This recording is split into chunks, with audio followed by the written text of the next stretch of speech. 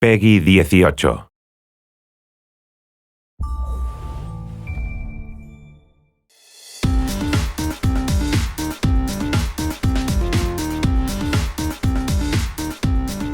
Hello everyone and welcome to Community Corner. I'm Jen, community developer on the game. Today we're doing something a little bit different. We're taking my own question from our subreddit, which was, which kind of maps would you like to see in Rainbow Six Siege? We got a lot of replies from you, and today we're inviting one of our level designers to discuss the process of making a map and also discuss some of the suggestions you made.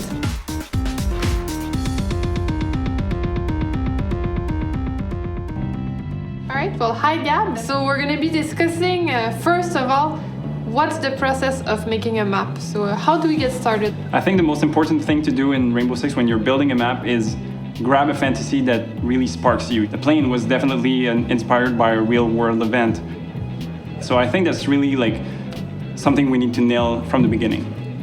Once we have the fantasy, what's next? Grid block. So we go through that phase where we're just building up this shell and rooms inside and the corridors. So we try to really nail navigation at first through that grid block phase. Then we need to think about what the gameplay is going to be, where the choke points are going to be, where the objectives are going to be. And then we start playing also with destruction, but very lightly, I would say. So what's the most challenging part of creating maps for Rainbow Six Siege?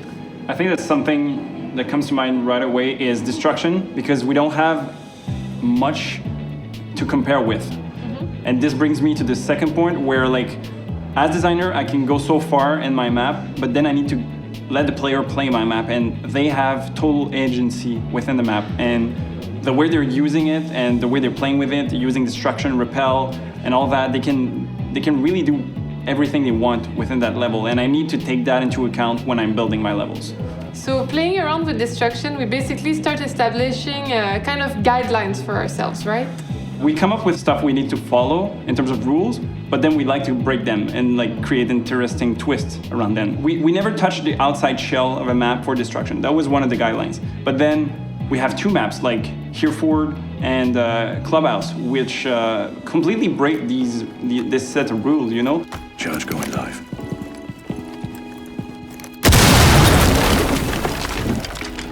That's really interesting because we're challenging our ideas to try to push some maps to be different and bring something new to the table at the same time. And I remember you telling me also about how sometimes you would put no destruction in a map. Even though we have that technology, you would think we'd want to put it in, but sometimes maybe it's fun not to.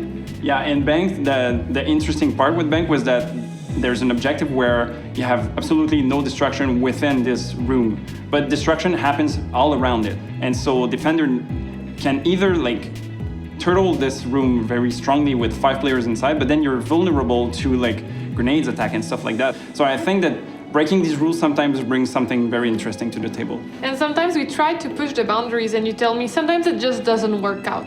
You tried the rappel all the way through a building. Yeah, we toyed around with the idea of a skyscraper, which is a very interesting idea, and a lot of designers really tried to think this through.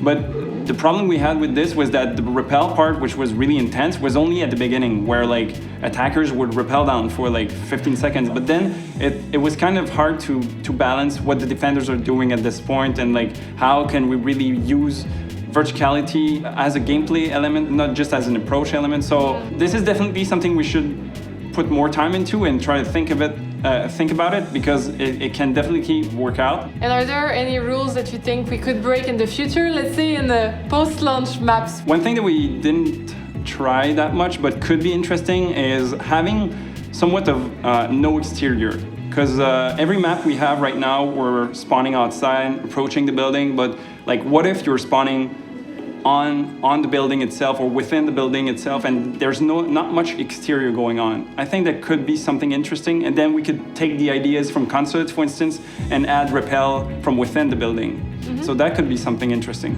All right, well, we'll see what comes next. Thank you so much, Gab. Thank you for having me. And thank you for joining us. We hope you enjoyed this conversation. If you want to join the discussion or ask a question, head over to our forums or to our subreddit. See you next time on Community Corner.